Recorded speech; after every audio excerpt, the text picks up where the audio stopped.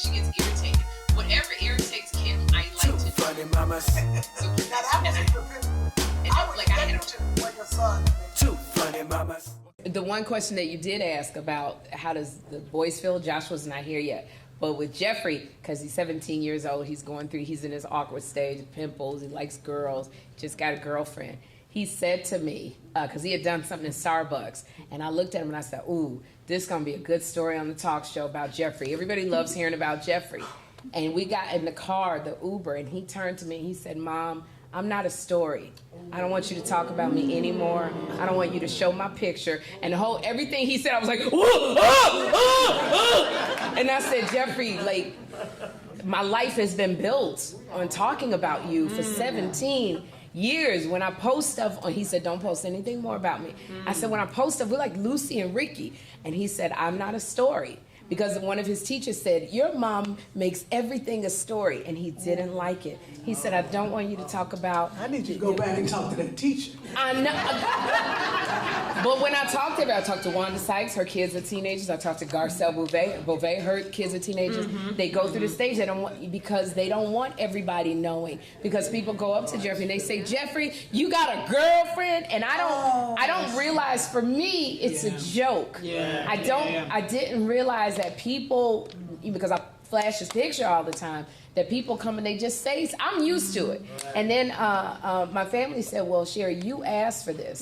Jeffrey did not. And I said, well, then why God give him to me? That's material. And I tell you, it really, I went in my room and I cried. I still get emotional because I love sharing about this boy of mine.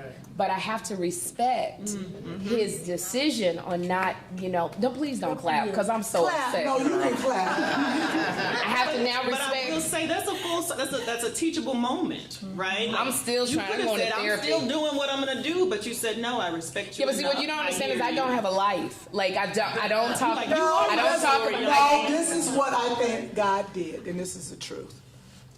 You're so used to talking about Jeffrey. Yeah. It's easy. Yes. You're at a new level, and now he has to give you a new challenge. I said that to you yesterday. No, you didn't.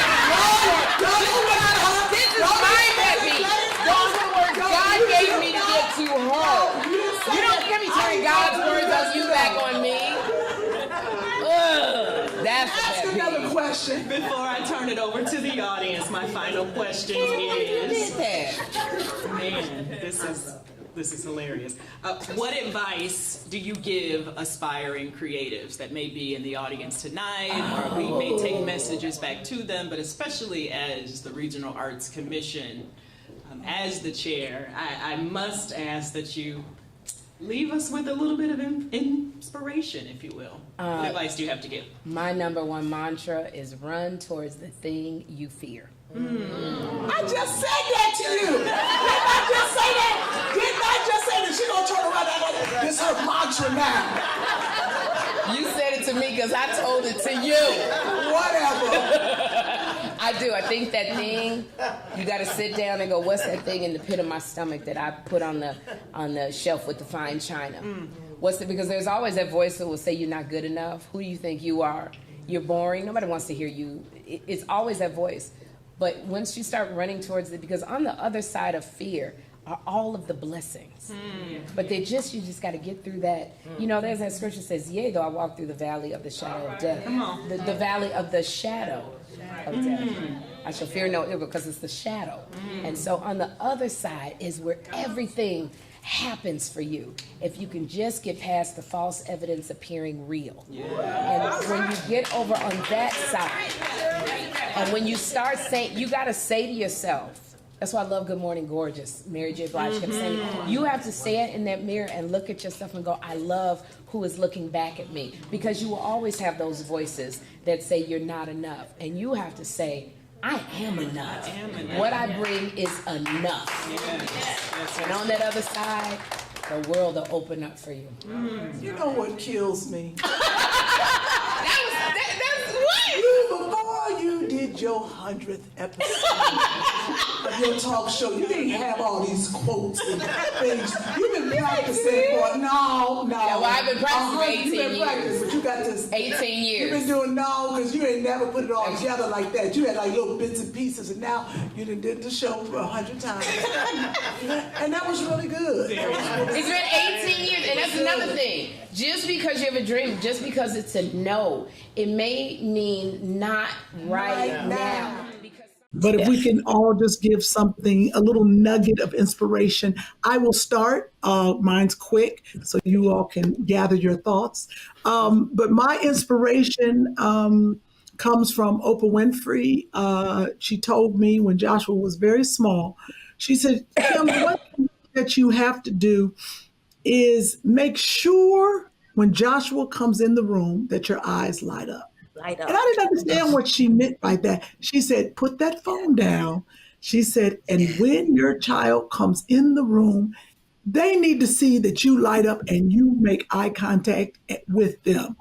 And that's what I have tried to do. I'm not very good at it, but I try to live by that rule. Tisha or Danielle? I'll go. Self-care is so important. You have to take care of yourself. You cannot deplete your own well. And engage with your children. Check in with your children. That's really important. You will never know what they might be going through in school, outside of school, with friends, with family. You know, I'm always asking questions. I might get on their nerves, but I don't care. I'm going to stay engaged with my kids, and they know this about me. So engage and take care of self. Great. Danielle, you want to? Sure. Yeah, I would say, Kym, you said something that like you don't do it perfectly. And I would say to any parent out there, you don't have to be perfect. You just have to be present. Ooh. Right. Ooh. And let's not abandon what our ancestors and our culture has taught us. And that is that we should not and cannot do it alone. That doesn't mean you have to have a husband at home or a partner at home at all, but it does mean that we need community, and teaching our children to build community is teaching them to build a home wherever they are. And that is an invaluable tool. I love that. Nice. Thank you. I love that. Dr. Alfie. Good. Yes. So once again, thank you so much for having me. It's truly been an honor. I have learned so much from each of you. And I will say 2 caveats before I say this thing. The first caveat is the universe is good even when the people don't act right? The universe itself is good even when the folks don't act right. And each of us has a light in us. And so what I always say to people is, I hope that you will always proudly and easily share your light with everyone you encounter, knowing the goodness of the universe in every moment. Yeah, that was good. You know what? I'm mad you don't have a catchphrase for our show. On your Sherri talk show, hi family, or whatever. You have nothing for us. Not one thing. And this was before I took that from when we were on the Tom Joyner Morning Show. Because what did you used to say when we, it's the Tom Joyner Morning Show. What did you always say? What did I say? Good morning. He go, hey, booze. And I go, hey, family. And you go, ain't nobody my family out there listening. That ain't what I said. That's not what you said. What I said? I said, hey. Maybe you, what? Did you say, hey, booze? I did say, hey, booze. So hey family, and I just said moaning people, moaning. I think that's what I said. Okay, so you got 2 phrases right there. Hey booze and morning. Hey booze. But so everybody's my boo? Okay. Hey booze. Yeah. But we need one. Hey family. Yeah. You gotta come up with something. You know, hey, I didn't think. Okay, go. Hey mamas. Oh, hey wang. What up, people? Okay. Whoop whoop. A chakalaka laka. There's your winner. I think we found a winner. That was so good. So every time you're going to say what? Chakalaka-laka. Now, Sherri, you have to have a response. I like a chocolate too. I like a chocolate too. Okay. Hey, oh, what about, hey, community? No, hi, y'all. What's going on? We just love in the city. Now, Sherri, respond with like a choo-choo sound, like choo-choo. Oh, that's good. Chakalaka-laka. Choo-choo. Okay, that's stupid. I'm going to cough myself to death. Okay. That's hysterical. And why Okay, we don't need... How about, welcome to a brand new day. That's more like, can you... You might as well say, oh, and we're going to sing the song together? Okay. Okay. Everybody look up. There's a brand new way with dun, dun, dun. Can you feel a... Okay, we got a brand new day. Okay. You know what? I'm mad you don't have a catchphrase for our show. On your Sherri talk show, hi, family, or whatever. You have nothing for us. Not one thing. And this was before I took that from when we were... I took that from when we were on the Tom Joyner Morning Show. Because what did you used to say when we, it's the Tom Joyner Morning Show. What did you always say? What did I say? Good morning. He go, hey, booze. And I go, hey, family. And you go, ain't nobody my family out there listening. That ain't what I said. That's not what you said. What I say? I said, hey. Maybe you, what? Did you say, hey, boo? I did say, hey, boo. So and you said, hey, family. And I just said, moaning, people, moaning. I think that's what I said. Okay, so you got two phrases right there. Hey, booze and morning. Hey, booze. So everybody's my boo? Okay. Hey, booze. But we need one. Hey, family. Yeah. You gotta come up with something. You know, hey, I didn't think. Okay, go. Hey, mamas. Oh, hey, wah. What up, people? Okay. Whoop whoop. A chakalaka-laka. There's your winner. I think we found a winner. That was so good. So every time you're going to say what? Chakalaka-laka. Now, Sherri, you have to have a response. I like a chocolate too. I like a chocolate too. Okay. Hey, oh, what about, hey, community? No, hi, y'all. What's going on? We just love in the city. Now, Sherri, respond with like a choo-choo sound, like choo-choo. Well, that's good. Chakalaka-laka. Choo-choo. Okay, that's stupid. I'm going to cough myself to death. Okay. That's hysterical. And why we don't need... How about, welcome to a brand new day. That's more like, can you... You might as well say, and we're going to sing the song together? Okay. Everybody look up. There's a brand new way with dun, dun, dun. Can you feel a... Okay, we got a brand new day. Okay. This lady stood up, and I got to give her a race. She was a white lady. White woman. She was a white lady. Whites are taking a lot of shrapnel on this tour. When I tell you, Chris, because it's a different kind of love that we get from white people and black people. It really, truly is. We were singing.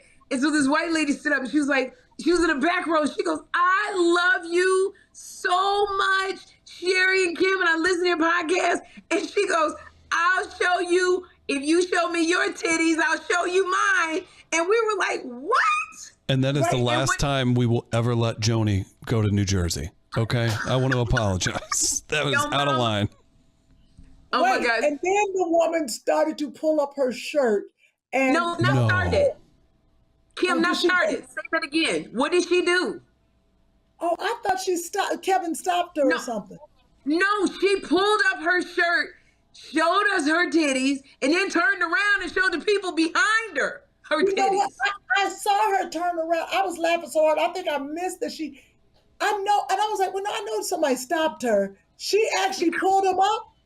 Okay. She pulled the shirt up. She didn't even have a bra on, or she pulled the bra up. She showed her titties.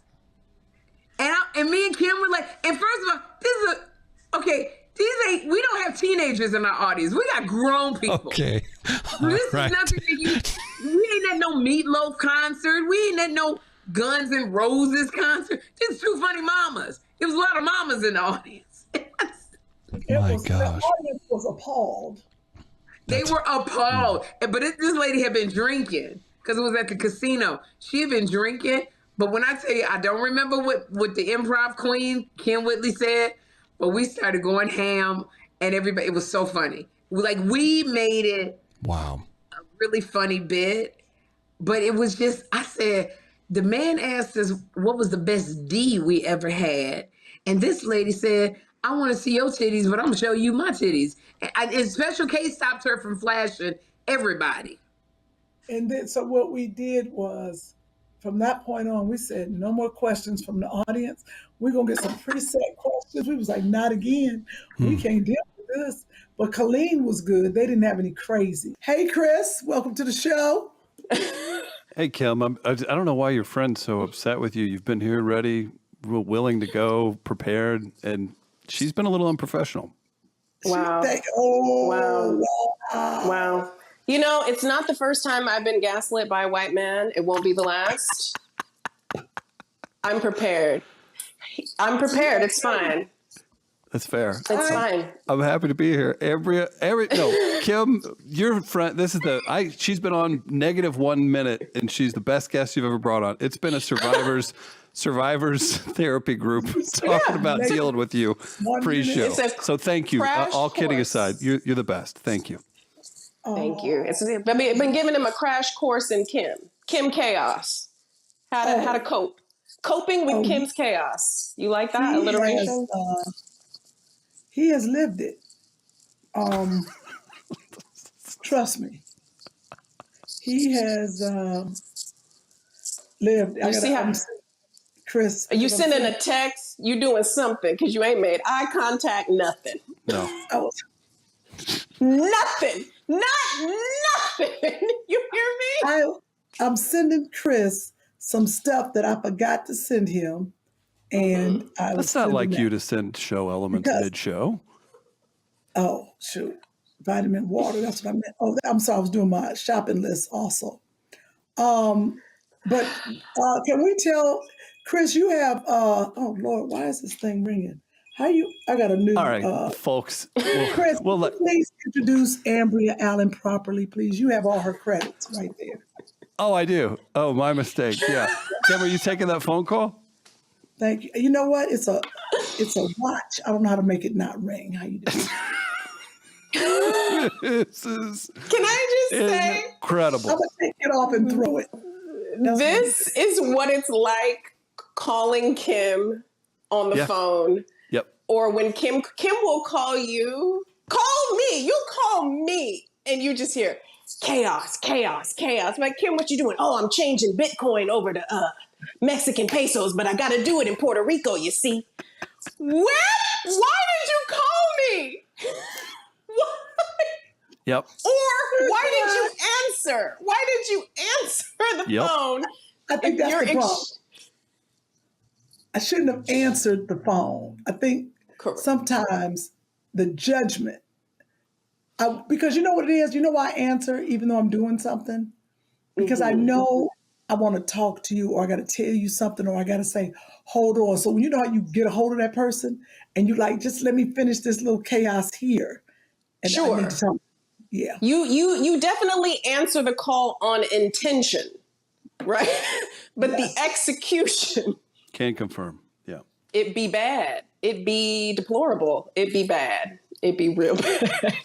The reason I can be like, I'm enjoying being unemployed is because I've worked forever. Yes, and before this, I was a grad student. So I've known poverty real close. I've known poverty Real close.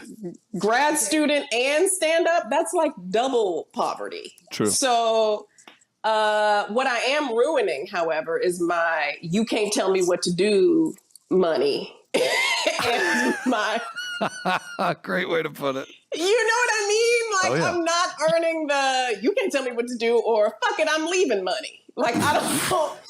That pool is dwindling to where I'm gonna have to be in here cleaning and doing stuff because What do you want for dinner money? Exactly. No. So there's a What would you like spot. to do? Yeah. You're right. Basically, I got to be working by Christmas. Okay, that's Damn. so I can keep this attitude I got. Okay. Right. That attitude ain't gonna last, baby. You ain't gonna be talking all that smack walking around that house. Not unemployed. Unemployed, Ambria gotta be humble. I gotta cook the dinner. I'm not doing that. I'm not built for that. Not for too long. I can do short tenures of obedience, but I can't do it full time. Well, how long can you go and be that wife that's gonna cook and clean, and you got to have sex when he wants it? What is that about? I'm good. That's my general. That's how I operate in general. I know my attitude presents otherwise. That's how I am in general. But it's the him knowing that I don't have anything to do that's messing with the ability to say no to things. He can call me right now. You called me. What you doing? I can't lie and say I'm at work. So it's messing up the excuses. So I feel like this could only go on for so long. So you can take this in the kitchen for me, and you can get some treats off that little cubby. Okay. There's a little cubby right there before you go out the door. You see a little green bag. You can give them some treats. Don't give them a lot. Just a couple. Make them sit and listen. Okay. There you go. Oh, I love it. What is that? He said, "What is it? It's a llama." No, it's a Now look at that. He just got to be in the mix. See, Oh, look my at this. God. The biggest dog I ever seen. It's been huge. Man. It's a huge poodle. Stop What? looking at What- his ding. Look at this ding ding. Oh Lord, this Mm. is Go. It's a what? Okay, this took a turn. All right, Kym. hydrochloric, Lord, child, Lord, I'm Boy, that's babysitting, it. and now the baby that broke out in hives. The dogs done licked all over. I didn't know you was allergic. Oh no. Oh Jesus. What baby you got living with you? everywhere. So wait, should we Don't rub your face. Don't rub go your wash face. your hands. Go wash your hands. Go wash your hands. With soap. Don't touch the dogs. Some Benadryl. You need This is a some real like black show. some This is a children's. real black show. I gotta call the mama. Yes, Don't Daddy. touch that part. Oh, It's Okay. hydrocortisone. I put hydrocortisone on her. Did Everybody. the dog lick her face? What happened? Right. Is that what happened? The dog was licking your face? Was it the poodle or the other dog? The poodle. Oh, yeah. So Pam, I'm sorry, Kym, are you babysitting? Well, yeah. Allegedly. well, hey, not everybody's got a husband to lean on during a strike. Hilarious. Kym's Hilarious. making, she's got her TaskRabbit account. She's the highest rated babysitter in the valley. Yeah. Okay. I like that. Kym don't need a husband. Kym's got a revolving door of assistance. Yeah, she does.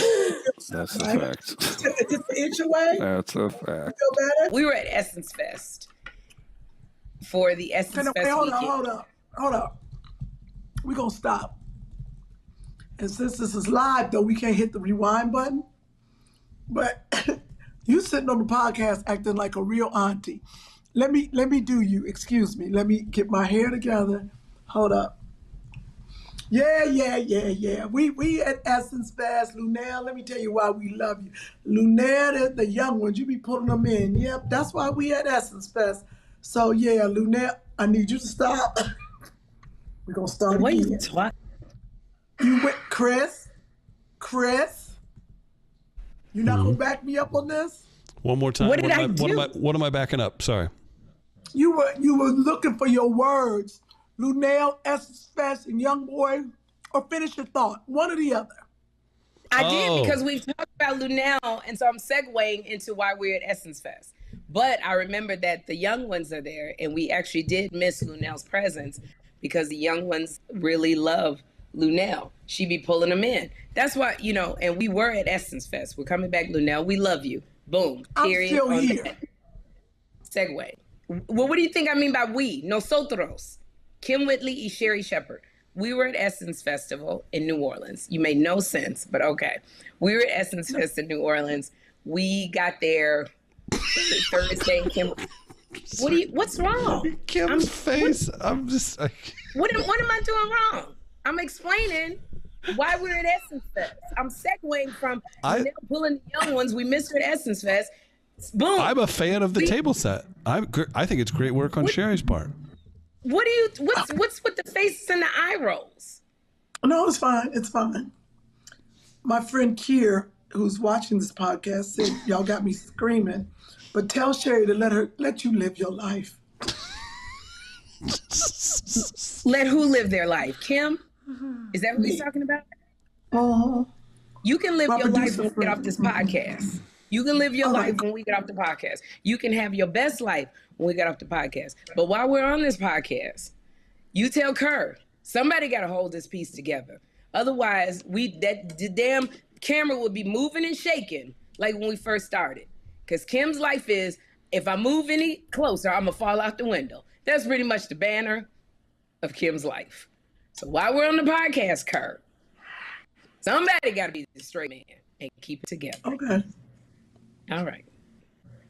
Okay. All right. Go ahead. So we're at Essence Fest. No, you tell him. No, I'm looking for Essence Fest pictures to send of you butt naked. That one I found you. Huh? Why? How could you ever in your life think that either one of these two are picking on each other if this is the most evenly matched slugfest every single week?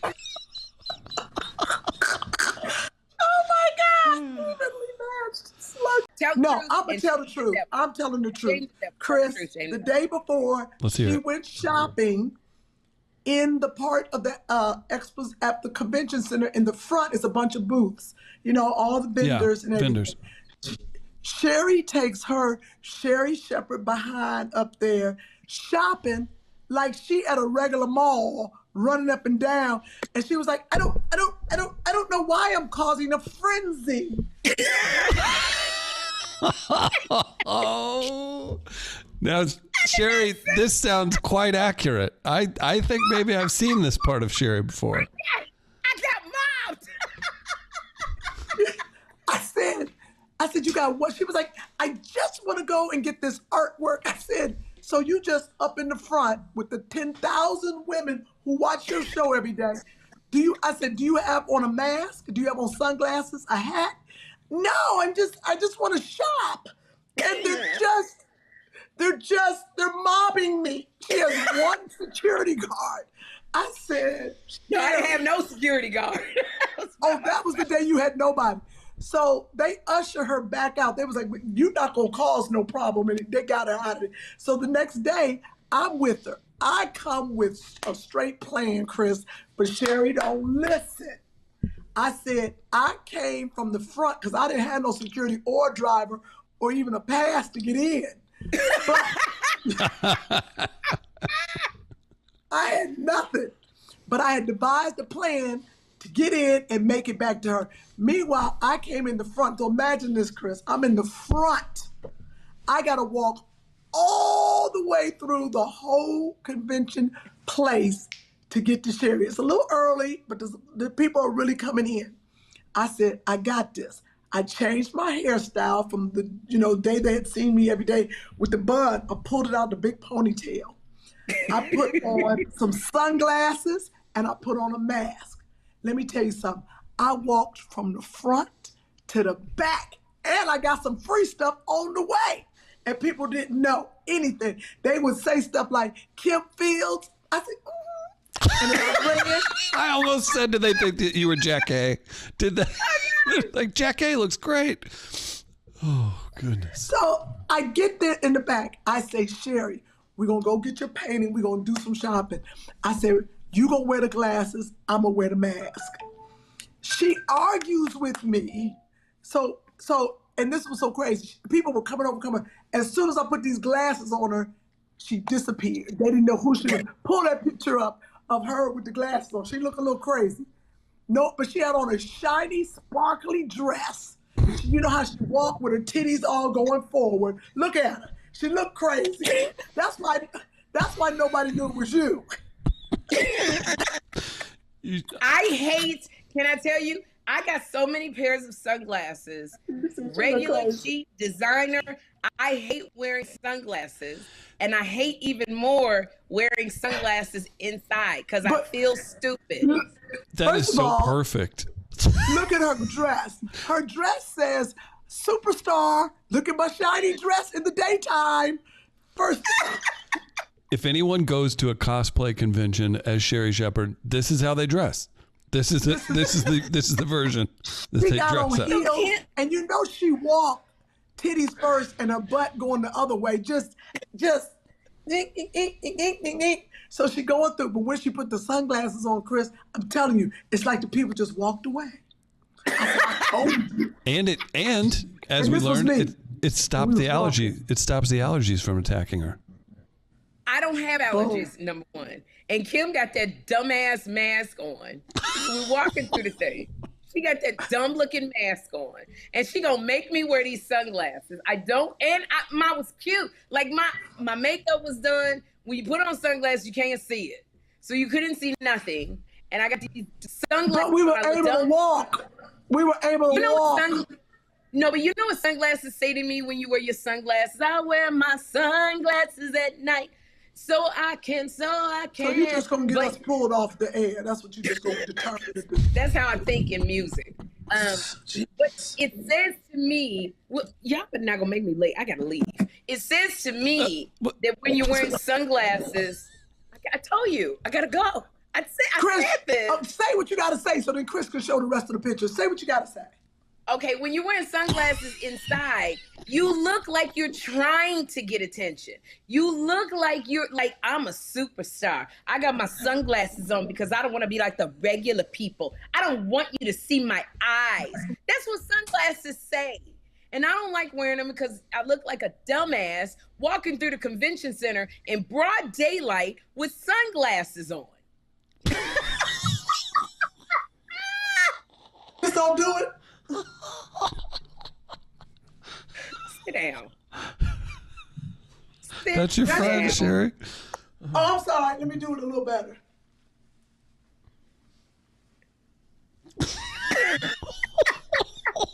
I don't even know how you walk with your chest. You'll be like. Oh my gosh.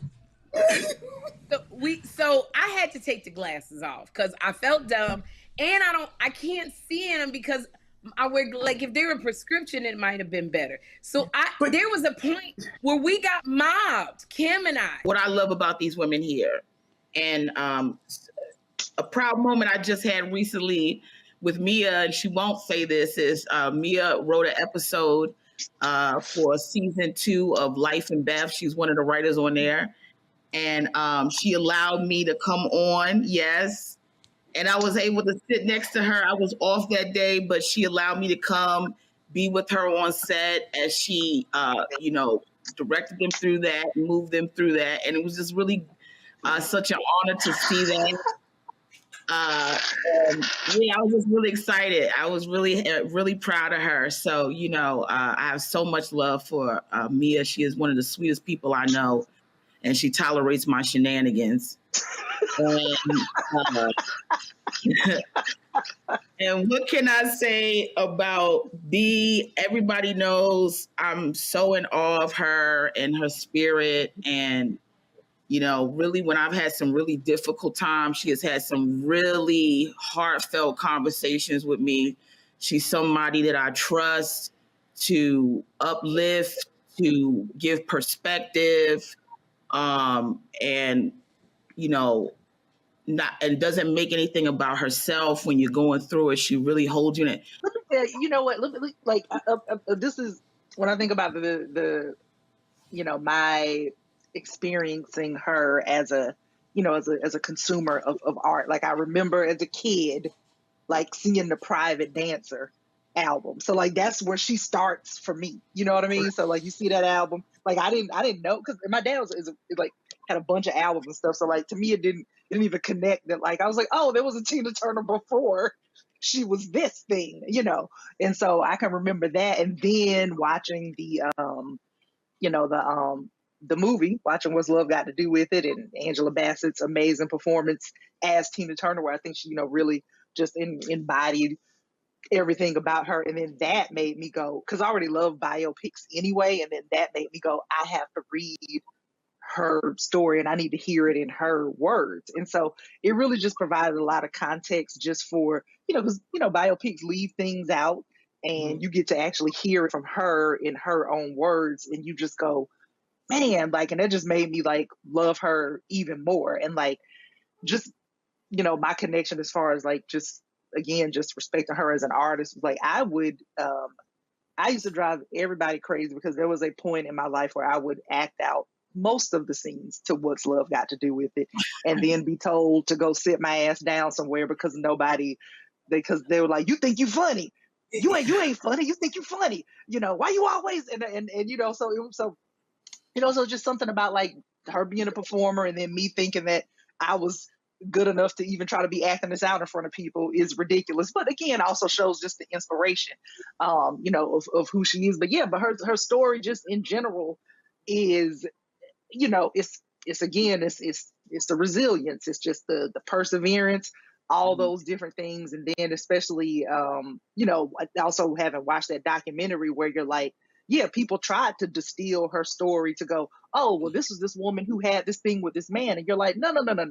She was still going to be Tina Turner regardless of him in her life, and again, and also being a woman of a certain age, as a kid, or when you're younger and you see these things where you go, oh, well, her being a rock, artist at 40, like that's, it seems like such a far off thing. But then when you grow older yourself, you're like, man, that was something really amazing that she was, because people always love to write off Black women anyway, and Black women as artists and Black women as performers. And it's like, and here's a woman who said, none of what you think about me matters to me. I know what I'm capable of, and I'm going to do this thing. And not only am I going to do this thing, I'm going to thrive.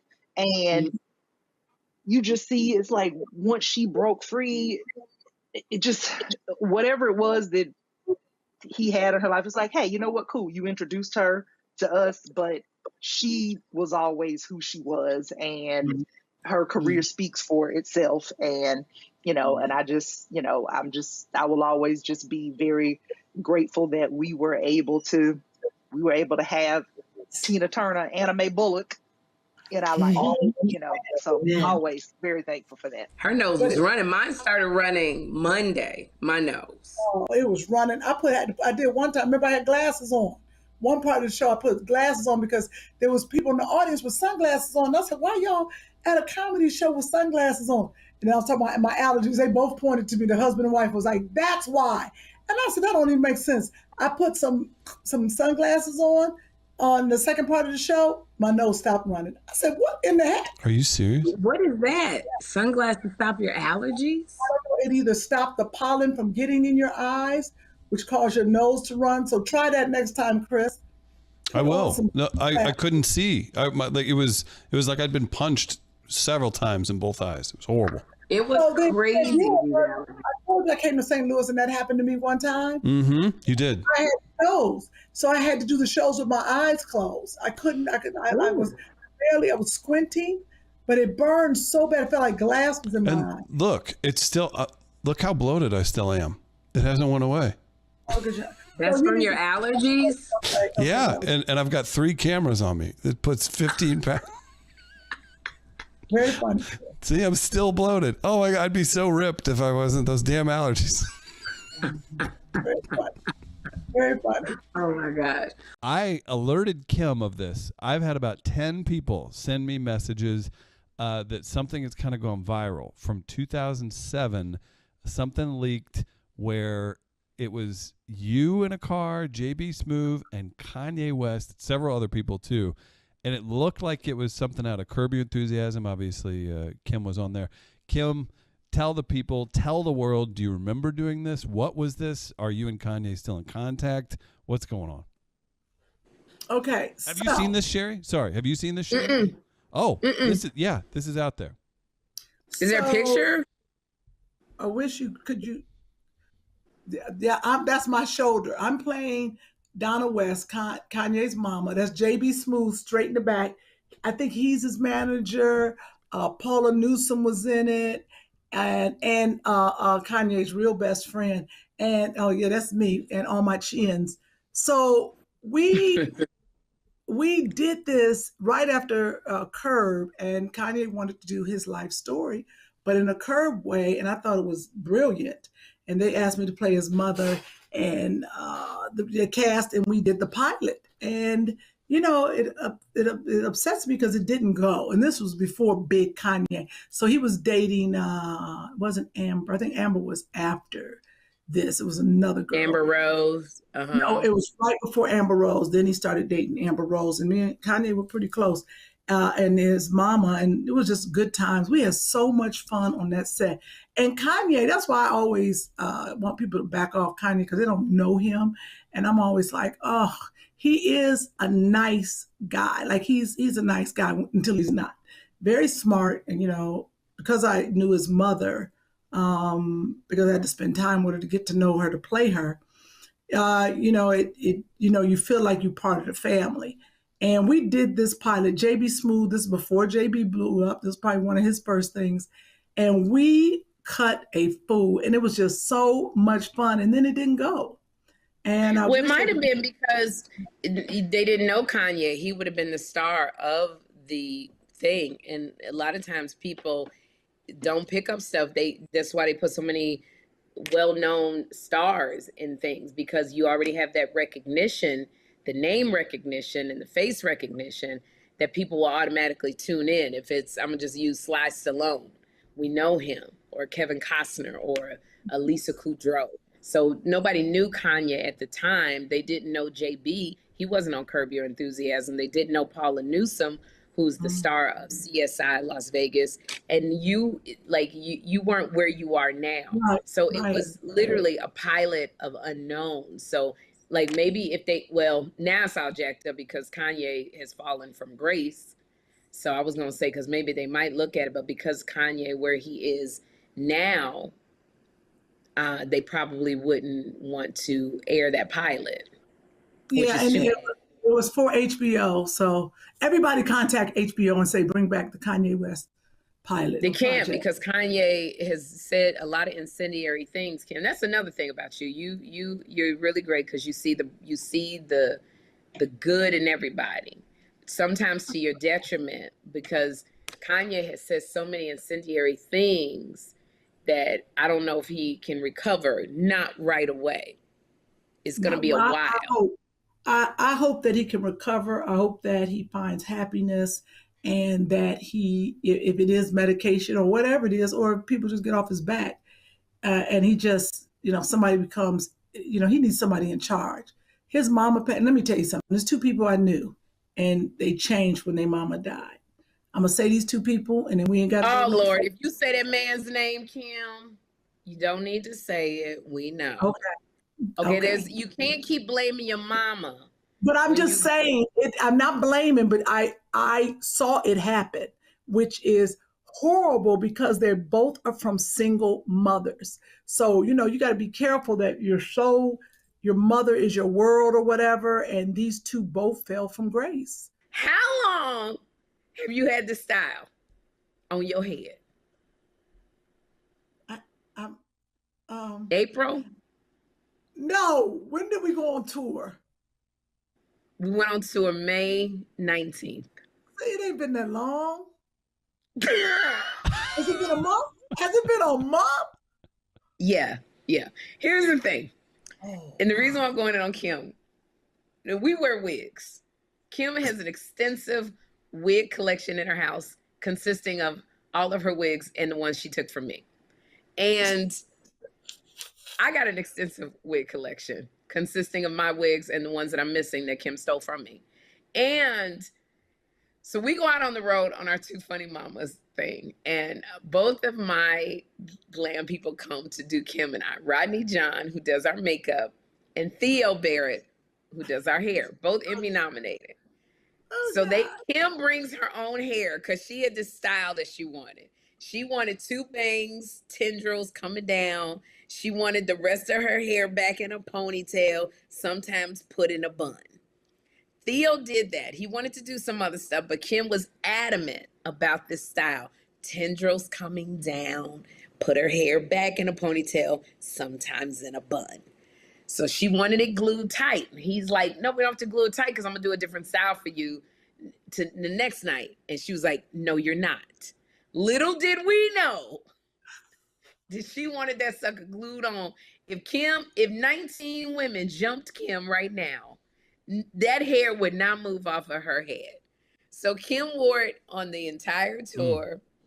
She went on the Tom Joyner Morning Cruise with that same hair. I saw Kym in the water doing all kinds of stuff on the hosting shows with the tendrils and the bun. Sometimes a ponytail, but always 2 tendrils. I'm looking at her. Then she came back. She did something else. She got the tendrils and the bun. Everywhere I look, Kym got these tendrils and the bun. I think she only took it off because she had to do a movie in New Orleans. I did. I was down in Baton Rouge, and I had to change the hairstyle. I was mad, and I went because you had to change the hairstyle. Then she did some other stuff, and she posted on Instagram, and I said, "Is that them 2 tendrils and a bun?" Then I see her. Surely she is taking out them tendrils and the bun. The tendrils. She did the video for Jay Farrell. I said, "This girl." Then she doing something for Juneteenth. Beautiful as all get up. She come in the frame, because I seen her titties first. She come in the frame. Hey now. Hey now. 2 tendrils and a bun. I sent the picture to Theo. He said, "Dear God, what is going on with your friend?" You tell Theo, thank you. Did you get your hair cut off? What happened to your hair? When? I was hoping Kym saw it before nobody else did. Check it out. Oh, I'm done. I saved this. I didn't show him before the show. Oh, did she just log off? No, she didn't log off. What, did she freeze? At this moment? Kym just logged off. She just logged off. You look like you're coming to sell me life insurance and you're going to tell me how much I'm going to get in 20 years. You know what? And that's a smart move on your part. You know, you work hard. You got a family, Sherri. I don't know where this girl went. I think she legitimately ran off. I was trying to take the heat off the tendrils. Let me tell you something. That is hysterical. You cut your hair. You know Kym like it with that. You know Kym like it with that long hair. I don't even know what just happened to Kym. Did she really just go away? Just gonna log off. What? Okay, wait a minute. Can you see Kym's face? It's real. Log back on. Nope. Log back on. Nope. You got to get another co-host. I'm done. I'm not speaking to him. Okay, but you don't just log off the podcast and not tell anybody, Kym. Oh, that's what you do. You hang up on people. If this was the phone, I'd have hung up on Chris. You hang up. That's how you make your point. You hang up the phone. But Kym, I on your own podcast. Oh, I forgot about that part. Yeah, it's your show. It's not my show. That's like he could have gave a warning. He just look old regular old Chris now. He regular. Nobody wants regular. Nobody wanted sells your kid weed in the parking lot, Chris. Oh, there she hung up on me. She back. No, Chris, you did when you had that long hair, you looked like you was gonna get stopped for selling weed. You did, Kym. He did look like a weed. A parting gift for you, Kym, if you would, Logan. This is for you. Is she still frozen? Now ain't nobody frozen. I'm frozen in my brain from that picture he just put up of his big head and all his short hair. He look all regular white boy now. Regular. Oh wait, I can make that a good wig. Kym, that was it, Kym. It's That was so 1 dark. year. Yeah, super dark. Why don't you donate it to the Cancer Society? Because I'm sending it to, where do you live? Why you want to donate it to them? When then you want them little kids looking like weed heads? Sending it to Kym. Because lots of love, they take hair. Wow, I gotta go. It's my stomach hurts now. I'm done. Upset. Before, is there anything else? your hair looks cute.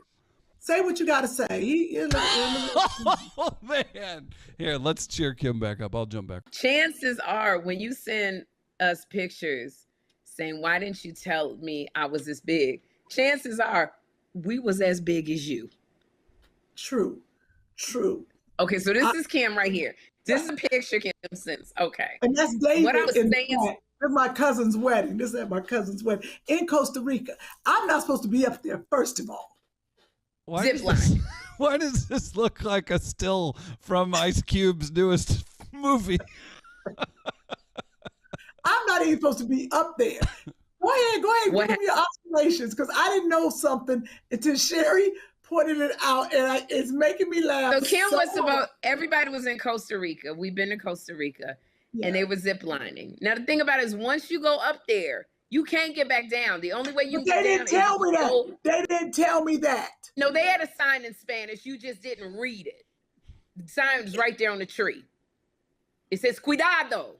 Cuidado is the first one. Careful. Logan speaks Spanish, and he's in here engineering and almost just fell over behind the board. Just so you know. It says something like "Dia de la Muerto," Day of the Dead.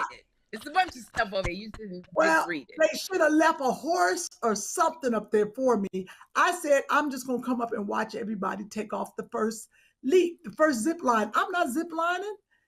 I look down, the horses are gone and the car is gone. The truck, everybody gone. And the man told me, I said, I got to go back to the camp. I want to meet everybody back at the camp.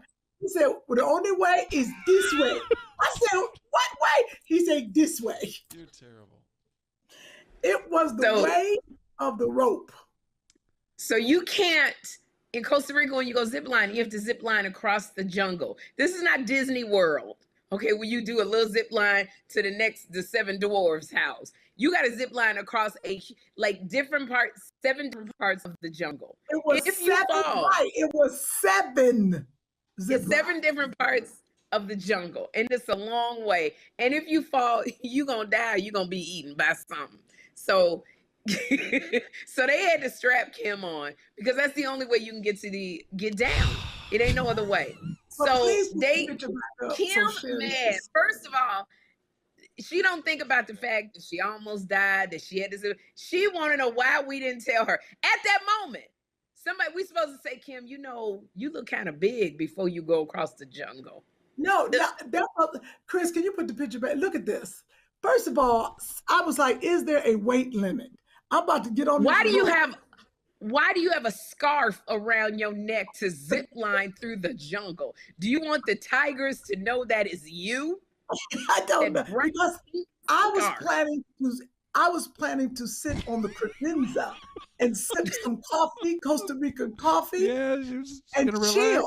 I got on toe-up shorts. Why is the shirt not fitting over your bra? What's going on with that shirt? That is a hideous looking shirt. You know what that shirt? The fanny pack is also the reason why you're not big is you got that fanny pack on your stomach, so it makes you look big. Your shirt, if you fell through the jungle, the shirt looked like part of the trees. First of all. Secondly, Kym, I want to say this. You must have had a ton of mosquitoes up in your jeans. All them holes you got in your jeans. It wasn't ready. I wasn't. Lastly, I want to say, can you put the close-up picture up, Chris? Can you put the close-up picture up of Kym Whitley? I didn't notice this until Sherri. They got a metal buckle underneath your chin. Okay, there's nothing that would be strapped to your face, which says to me that the straps wouldn't close under your chins. Is that true? If you put the other picture up real quick, Chris, and then go back to this one. You see David behind me? He got a regular strap. That's why I didn't notice it. So he just got his helmet strapped on regularly. They had to make a strap. Oh, they my put God. a belt. They put. Do you understand? Like, there's nothing that they would click anything to, so your straps would not fit up under your chin. But look how big the hook is. So they, oh my God. So they strapped the regular head straps to a belt. And you should have heard the man talking in Spanish. I know he was like, he had big. As long as you didn't hear the word gordita or gorda, you okay. A grande. Listen, it was because of my wig, my weave. It was a lot of hair because I wasn't ready to go across no ravine. And he has seen every movie I've done. His favorite is Beauty Shop and Who's Your Caddy. He told me that. I the best joke with President Clinton. He loves Who's Your Caddy. Oh, and One for the Money. He loves One for the Money. He loves literally President Clinton. Very exciting. Uh-huh. I had a really great joke. I said, President Clinton, because it was all political jokes I did. I said, you inspire me so much, President Clinton, because the Clinton Foundation goes internationally to prevent climate change. You've confronted the climate crisis. And I'm listing some other stuff you did. And I said, but most importantly, President Clinton, you voted for me on Dancing with the Stars. And he fell out. And I said, but you know, they voted me off. I said, it's hard to get a Black person elected because they keep redrawing the districts. He fell out laughing. That was a good one. That was a good one. And I said to Huma Abedin, who is Secretary Clinton's chief of staff. She is allegedly dating Bradley Cooper. She was married to Anthony Weiner. So I was like getting everybody in the room. And I said, Huma, I heard you're allegedly dating Bradley Cooper. Allegedly. I don't know if it's true or not, but could you give me his number so I could allegedly date him too? When I tell you zinging. And then I said, y'all called me at the last minute because a doctor got up and said how President Clinton called him about his book and he couldn't believe it was him. So when I got up, I said, that's the problem with y'all Clintons. You be getting on the phone. You always want to get on the phone. Don't tell nobody who you are. I said, the last time Chelsea called, talking about, hi, this is Chelsea. I said, Chelsea who? She said, Chelsea Clinton. I said, this ain't no Chelsea Clinton. And she said, I'm calling for my mom. She's running for president. Just want to know if you have any questions about her candidacy. And I said, well, I got one question. Put your mom on the phone. If it's Hillary, put her on the phone. And they laughed. And I said, y'all almost got me hosting this gig at the last minute because it's Juneteenth and I'm about to take off. I know Juneteenth starts on Monday, but I'm starting today because y'all owe us 3 days from February, which is the smallest month for Black folks. So you owe me 3 days. I'm gonna roll that into Juneteenth because that's called Black Man. I'm trying to make Juneteenth 8 to 10 days like Hanukkah. That is hilarious. I said, I know some of y'all are sitting there, the white people, you sitting there, you don't know what Juneteenth is and you're afraid to ask because you think Black people gonna call you the R word, Republican. When I tell you, boom, boom, boom, boom, zing, zing, zing, zing, zing. And you know what helped me? Because I was so nervous and John Murray was there. So nervous. And you know how I get before I talk to you. You talk to me. If you don't talk me down, John will. He grabbed my hand. He said something that set me free. He said, Sherri, because it was $5,000 a plate for this event, for their global initiative. They shouldn't have told you that, but go ahead. No, I found out later. But it was a lot of rich people is what I was going to say. When you have those fundraisers, when you have fundraisers, you got to invite rich people because they're the ones writing the check. You can't invite me and Kym because we don't have no money to be donating to these things. So John grabbed my hand and he said, you belong here. And it really just did something like, yeah, like because they personally asked for me, President and Secretary of State, Hillary Clinton personally asked for me. So I killed, and Secretary of State Clinton got up and she said, our family loves you so much, Sherri. Whatever you need, we got you. And then President Clinton was talking, mesmerizing everybody, no speech prepared. And he stopped and he said, I love you. You're so funny, Sherri. And whatever you need from the Clinton family. That's no. Why are you showing Joshua's underarm on the? You want us to see your hair, Joshua? Well, I can see a little bit of it. I can see hair coming in. That's magnifying. Why is that so readily available? I can see the hair, Joshua. You know that means you're becoming a man. Auntie Sherri said, what's it mean, Auntie Sherri? What's it mean? It means you're becoming a young man. It means you're becoming a young man, so you got to wash. Not a boy. Only young man. What do you want to be able to do? Young man, so you have to wash, as opposed to as a child you don't wash. What do you want to do when you become 18 that you can't do now? What do you want to be able to do? Tell the truth. Jeffrey just said what he wanted to do when he turned 18. Okay, what does he want to do? I can't say it. You got to say it. What do you want? You're smiling. What do you want to be able to do? Well, one, I want to be able to leave this house because I want to leave this house so I can. Don't run. No, I want to leave this house so I can get my own apartment. And so I can get my own apartment, and so I can get my own job, and I'm not going to be like no useless 25-year-old living in their parents' basement. Okay. That was good. Ain't nothing else you just want to do? That was real good in front of your mama. Yeah, and I also want to be able to like have my own children, so when they do something bad, I can ground them and take away their place. Okay, all right, get out. Go to karate. I didn't take your place. Stay gone, boy. Wait, and then I also wanted to like, once I have kids, also be able to do stuff with my wife that I can't do now because I don't even have a wife. What kind of stuff you want to do with your wife? I want to like take her out to dinner, but I can't even do that because I can't even drive. So. That's why your mother's still around. She can drive. I just want to drive. I'll take you with your wife. No. I'll take you out. You're not getting a girlfriend until you're 20. Okay? You don't have a girlfriend. That girl, give me your mama's number. This is what I love about Joshua. He still wants to do things with his wife that he can't do at home, like take her out to dinner. I love it. You said I want to move out. But that's only so he can get a job and not be a deadbeat. You're a really good mom. You're a really good mom, Kym. Notice he said wife and not one night stand too.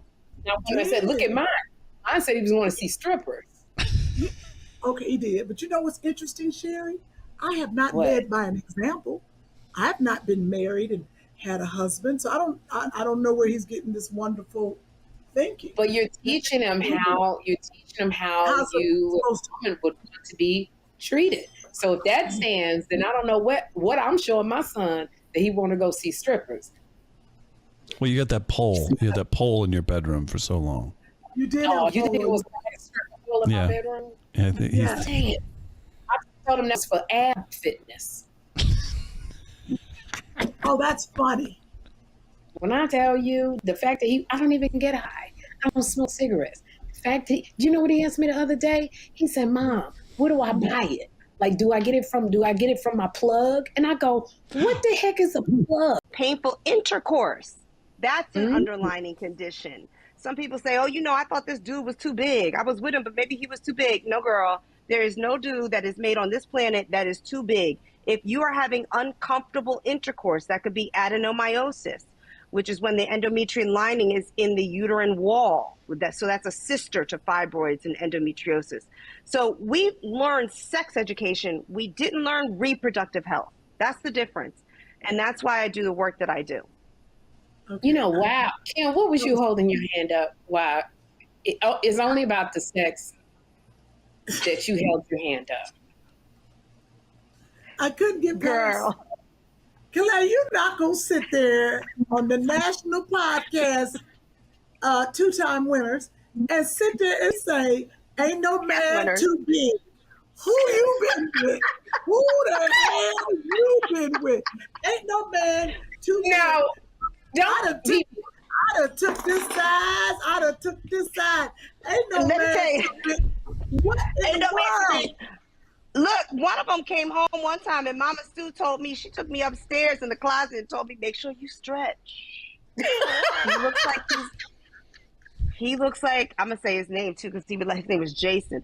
Make sure you stretch, because he looks very large. And I said, yes, Mommy, I got this.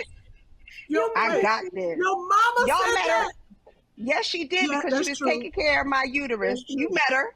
She absolutely said, be careful. Be careful. I have run into a couple. I said, no, sir. No, sir. No, sir.